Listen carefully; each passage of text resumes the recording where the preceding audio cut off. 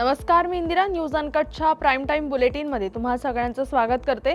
सविस्तर वृत्त पाहणारच आहोत, पण त्याआधी नजर टाकूयात काही महत्त्वाच्या हेडलाईन्सवर. पाक सोबत तणाव वाढला असतानाच केंद्राचा मोठा निर्णय. कोकण किनारपट्टीवर हाय अलर्ट. रत्नागिरी पोलिसांच्या सुट्ट्या रद्द करून गस्त वाढवली. कोल्हापुरातील पणदूरकर कुटुंबियांकडून भारतीय लष्कराला 5 लाखांची मदत. आणि विज्ञान युगाला सामोरे जाण्याची ताकद विद्यार्थ्यांमध्ये निर्माण करूया, शरद पवार यांचं आवाहन.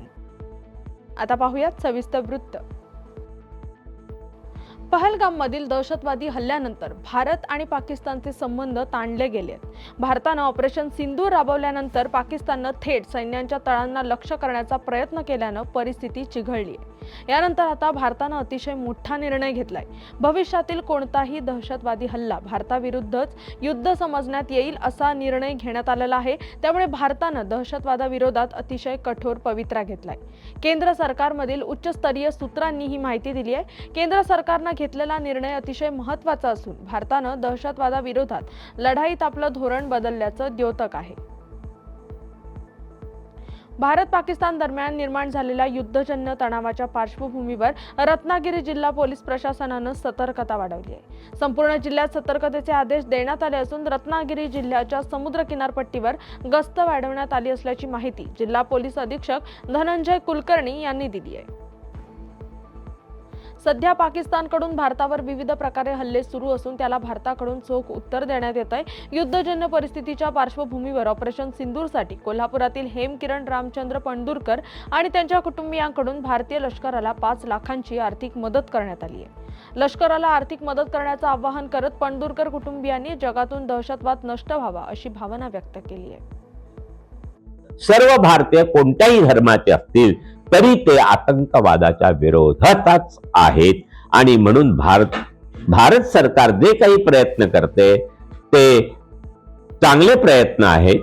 त्यांचा आम्ही आदर करतो आणि भारताने आणि आशिया खंडातील इतर देशांनी सुद्धा आतंकवादाविरुद्ध एकत्रित सामूहिकरित्या आघाडी उघडावी आणि जगातून आतंकवाद मिटवून टाकावा, एवढीच माझी विनंती आहे. तुम्ही आता 5 लाखाची मदत केलेली आहे, त्यामागची नेमकी भावना काय होती?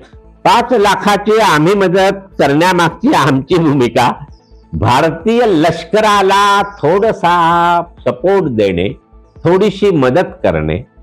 आम्ही खारीचा वाटा उचललाय. 5 लाख ही भारतीय लष्कराच्या आणि भारतीय प्रशासनाच्या बजेटच्या हिशेबामध्ये फार कमी टक्के आहे. आम्ही आमच्या परीने दिले. बाकीच्या भारतीय नागरिकांनी एक उदाहरण डोळ्यासमोर घेऊन आमचं जर का प्रत्येकाने थोडा पैसे दिले तर भारताला, लष्कराला, प्रशासनाला सक्षम बनता येईल, आर्थिकदृष्ट्या संपन्न बनता येईल आणि आतंकवादाचा बिमोड करण्यासाठी मदत होऊ शकेल.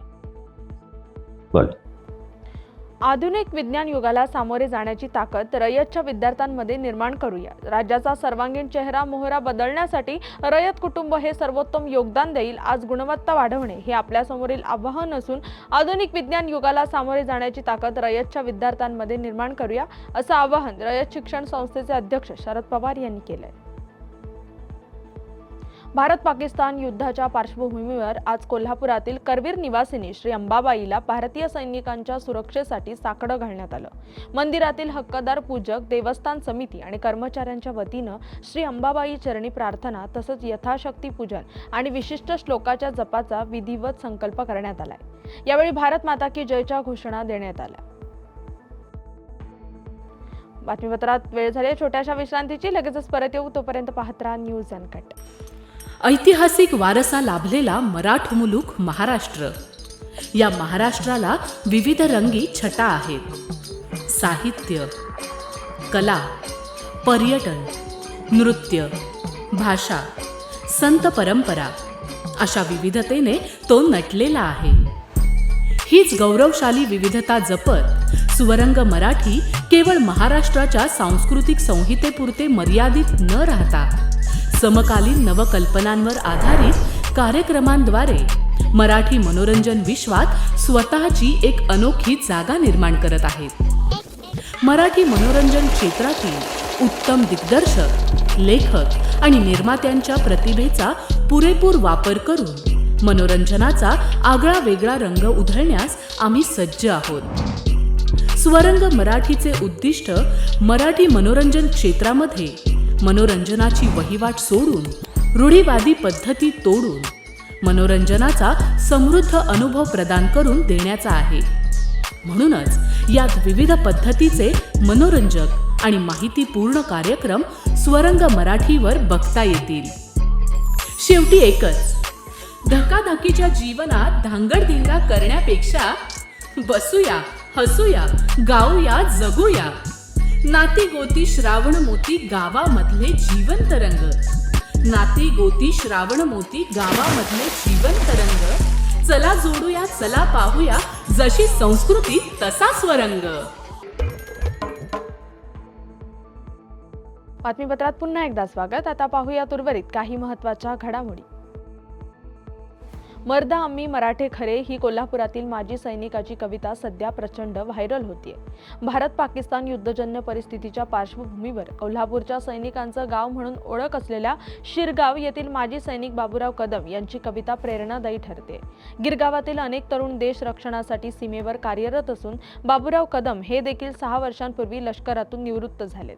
त्यांनी केलेल्या कवितेत सीमेवर कार्यरत सैनिकांच्या धैर्याचं वर्णन आहे. मराठे खरे दुश्मनाला भरे का परे, देश रक्षावया धर्म तारावया, कोण झुंजित मागे सरे. वादळा परी आम्ही पुढेच चालतो, जय शिवाजी गर्जुनी रणात झुंजतो.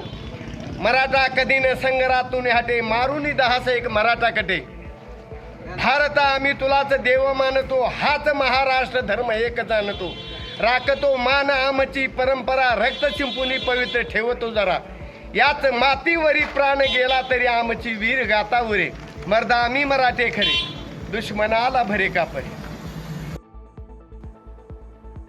पुण्याच्या बीजे वैद्यकीय महाविद्यालयात 2ऱ्या वर्षात शिकणाऱ्या महिला डॉक्टरने ससून रुग्णालयातील भूलशास्त्र विभाग प्रमुखाकडून मानसिक छळ केल्याची तक्रार केली आहे. सततच्या त्रासामुळे मनस्ताप होत असून मला त्रास देणाऱ्यांवर योग्य कारवाई करावी अशी मागणी डॉक्टर प्रियंका राख यांनी पत्रकार परिषदेत केली आहे. वरिष्ठांकडून सध्या घेत असलेले शिक्षण सोडण्याचा दबाव असल्याची माहिती यावेळी त्यांनी दिली आहे. मी डॉक्टर प्रियंका गोरख राख. मी इथे बीजे मेडिकल कॉलेज पुणे इथे मी ज्युनियर रेसिडेंट डॉक्टर आहे. आता 2ऱ्या वर्षाला शिकत आहे. मी खूप वेळा HOD आणि डीन सरांना पण जी मेंटल हॅरॅसमेंट वगैरे होत आहे फिजिकल आणि सोशल, त्याच्याबद्दल पण मी कंप्लेंट केलेली आहे. तरी पण काहीही रिस्पॉन्स त्यांच्याकडून आलेला नाही आहे. लेखी पण मी तक्रार केलेल्या आहेत आणि त्याच्यानंतर पण त्यांनी काही रिस्पॉन्स नाही दिलेला. माझी छोटी बहिणीच्या डेथनंतर त्यांनी कॉलेजमध्ये मला पोस्ट ट्रॉमॅटिक सायकॅट्रिक डिसऑर्डर आहे, सायको आहे, खूप वेळा बोललं गेलं. नंतर कंप्लेंट केल्यानंतर पेपरला आल्यामुळे त्यांनी मला माझं PG सीट सोडा असं पण सांगितलेलं आणि PG सीट सोडण्यासाठी माझ्याकडे पैसे नाही आहे पेनल्टी भरण्यासाठी. आणि आता परत मी त्याच्यानंतर हा जो त्रास होता, अकॅडमिक प्रोसिजर न देणं, अब्युजिंग करणं, टॉक्झिसिटी, बाहेर हाकलणं डिब्बा म्हणजे OTमधून, खूप वेळा रागवणं आणि अब्युजिंग वर्ड यूज करणं. आणि जे प्रोफेसर आहेत ते पण मला म्हणजे डायरेक्टली ओरडायचे कोणाचाच रिस्पॉन्स न करता. आणि म्हणजे चुकी नसताना माझी तरी पण मला बाहेर हाकलं जातं. आणि कॉलेजमध्ये पण खूप सगळ्या गोष्टी अवेलेबल नाही आहेत. तर मग HODचं म्हणणं असं की किंवा सिनियर्सचं की तुम्ही इकडून जाऊन चोरून आणा, तिकडून जाऊन चोरून आणा. आज डॉक्टर आहेत की चोर आहेत हे पण कळत नाही आहे. मेंटली हॅरॅस केलं जात आहे.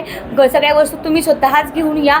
आणि त्याच्यामध्ये मला मी मेंटल फिटनेस म्हणजे मला अँझायटी आणि पाल्पिटेशन सुरू झालेलं, ह्याच्यासाठी मी मॅडमला पण इन्फॉर्म केलेलं होतं. आणि HOD जे सायकॅट्रिक डिपार्टमेंटचे आहेत त्यांना पण मी इन्फॉर्म केलं. त्यांच्याशी जाऊन मी काउन्सिलिंग पण करत आहे. मी बाहेर कन्सल्टेशन पण करत आहे. स्टील सरांनी 2दा फिटनेस देऊन 3दा फिटनेस देऊनही डॉक्टर शिंदे मॅडम आणि डीन सरांनी DMREमध्ये कळवलं की मी म्हणजे मी मेंटली म्हणजे माझी मेंटल कंडिशन खराब आहे आणि मी काम करू शकत नाही आहे म्हणून. जानेवारीपासून जर कंप्लेंट केल्या जातात की मी मेंटल कंडिशन खराब आहे, मी काम नाही करू शकत आहे. बीड जिल्हाधिकारी विवेक जॉन्सन यांनी आज अचानक जिल्हा रुग्णालयाची पाहणी करत रुग्णसेवा, वैद्यकीय सुविधा आणि व्यवस्थापनाची सखोल माहिती घेतली. रुग्णालयातील विविध विभागांना भेट देत जॉन्सन यांनी रुग्णांशी आणि कर्मचाऱ्यांशी थेट संवाद साधला. पाहणी दरम्यान जिल्हाधिकाऱ्यांनी विभागांची तपासणी करत पारदर्शकता, वेळेवर उपचार आणि स्वच्छतेवर भर देण्याचे निर्देश दिलेत. बातमीपत्रात वेळ झाली आहे छोट्याशा विश्रांतीची. लगेचच परत येऊ, तोपर्यंत पाहत राहा न्यूज अनकट. महाराष्ट्राला फार पूर्वीपासून अत्यंत गुणी खेळाडूंचा एक समृद्ध वारसा लाभलेला आहे आणि हा वारसा पुढे जपत प्रत्येक नवी पिढी आपल्या देशाला नव्या दमाचे नवे खेळाडू अजूनही देते आहे आणि यापुढेही देत राहील. क्रीडा विश्वातील हेच नाविन्य ओळखत आणि ते जपण्याचं उद्दिष्ट घेऊन सादर करतोय क्रीडेच्या जगतात एका नव्या दृष्टिकोनाने डोकावण्यासाठी एक हक्काचं ठिकाण, AJC स्पोर्ट्स. आता तुम्ही म्हणाल कितीतरी आहेत, तुम्ही काय वेगळं देणार? तर आम्ही घेऊन येत आहोत महाराष्ट्राचं पहिलं संपूर्ण मराठी स्पोर्ट्स चॅनल. मराठी प्रेक्षकांसाठी कबड्डी, फुटबॉल, खो खो, मल्लखांब अशा ग्रामीण तसंच शहरी भागात प्रसिद्ध असणाऱ्या यासारख्या अनेक खेळांचं थेट प्रक्षेपण, तज्ज्ञांचं विश्लेषण आणि स्थानिक खेळाडूंच्या प्रेरणादायी कथा इथे पाहायला मिळते. आजपर्यंत आपले खेळ जागतिक स्तरावर पोहोचले नाही, पण आता मात्र ते बदलणार. आम्ही स्थानिक खेळाडूंना मोठ्या संधी देण्याचा संकल्प केला आहे. मराठीमध्ये जगभरातील स्पोर्ट्सचे सर्वोत्कृष्ट कव्हरेज मिळवण्यासाठी AJC स्पोर्ट्सला आजच जॉईन करा. तुम्ही आयोजित करत असलेल्या छोट्या छोट्या स्थानिक, जिल्हास्तरीय किंवा राज्यस्तरीय स्पर्धांना एक ग्रँड लुक देण्याकडे आमचं लक्ष असेल. रोज पहाटे उठून आपल्या खेळाची प्रॅक्टिस करणारे, ऑलिम्पिकसारख्या स्पर्धांमध्ये पदकं मिळवण्याची स्वप्न पाहणारे आणि त्यासाठी भरपूर कष्ट घेणारे असे विविध भागांमधले गुणी खेळाडू हे असतील आमचे हिरो. चला तर मग आपल्या खेळाला आपली ओळख देऊया.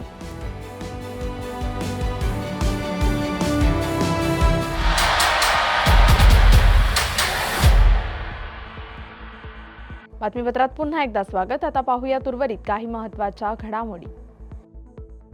बीडच्या मसेवाडी मुळकवाडी येथील शेतकरी आणि ग्रामस्थांसाठी तयार करण्यात येणारा पाणंद रस्ता काही शेतकऱ्यांनी वहिवाटीवरून अडवलाय. लोकसहभागातून 5 लाख रुपये खर्च करून 70% हा रस्ता तयार झाला असून केवळ अर्धा किलोमीटर रस्ता बाकी आहे.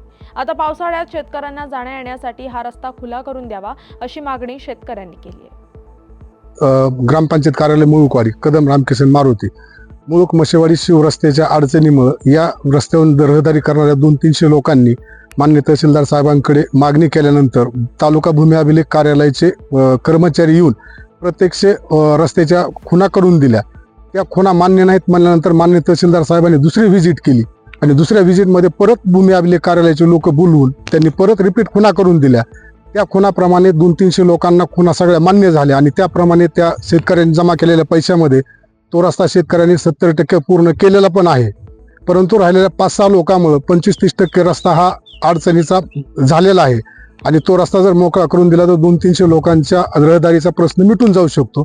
त्यामुळे प्रशासनाने हा रस्ता या लोकांना मोकळा करून देऊन सहकार्य करावं ही आमची ग्रामपंचायतच्या वतीने लोकांसाठी विनंती आहे. धुळे शहरातील चक्करबरडी परिसरात गांजा विक्री करण्यासाठी आलेल्या येवल्याच्या तरुणाला बेड्या ठोकत पोलिसांनी 10 किलो गांजा जप्त केलाय. त्याची बाजारात किंमत 2,50,000 रुपये इतकी असल्याची माहिती शहर पोलिसांनी दिली आहे. गोपनीय माहितीवरून पोलीस निरीक्षक दीपक पाटील यांच्या पथकाने गणेश परदेशी या आरोपीस शिताफीने ताब्यात घेतले. या प्रकरणाचा पुढील तपास सुरू असल्याची माहिती पोलीस निरीक्षक दीपक पाटील यांनी दिली आहे. नमस्कार, मी दीपक पाटील, धुळे शहर पोलीस स्टेशन. काल दिनांक 8/5/2025 रोजी पोलीस स्टेशनला हजर असताना गोपनीय बातमीद्वारा माहिती मिळाली की धुळे बायपास रोडवर चक्करबर्डी पाण्याच्या टाकीजवळ एक इसम हा मानवी मेंदूवर परिणाम करणाऱ्या गांजा सदृश्य पदार्थाची विक्री करण्यासाठी येणार असल्याची बातमी आम्हास मिळाल्याने सदर ठिकाणी स्टॉपसह सापळा रचला असता त्या ठिकाणी एका इसमास ताब्यात घेतले. त्याची पंचांसमक्ष अंगझडती घेतली असता त्याच्या ताब्यातून 2,50,000 रुपये किमतीचा 10 किलो गांजा हा मिळून आला. सदरची कारवाई ही माननीय पोलीस अधीक्षक श्रीकांत दिवरे सर, अप्पर पोलीस अधीक्षक किशोर काळे सर, उपविभागीय पोलीस अधिकारी राजकुमार उपास्य सर यांच्या मार्गदर्शनाखाली करण्यात आली असून पुढील तपास हा API वर्षा पाटील मॅडम हे करीत आहेत. उघड्यावर मांस विक्री करणाऱ्या 53 दुकानदारांवर जालना महानगरपालिकेने दंडात्मक कारवाई केली आहे. 2 दिवसात 53 दुकानदारांना महापालिकेनं 41,000 रुपये दंड ठोठावलाय. ही मोहीम अशीच सुरू राहणार असून पुन्हा उघड्यावर मांस विक्री केल्यास गुन्हा दाखल करण्यात येईल असा इशारा जालना महापालिकेने दुकानदारांना दिलाय. या बातमीचा वेळ झाली. बातमीपत्रात इथेच थांबायची. तोपर्यंत पाहत राहा न्यूज अनकट.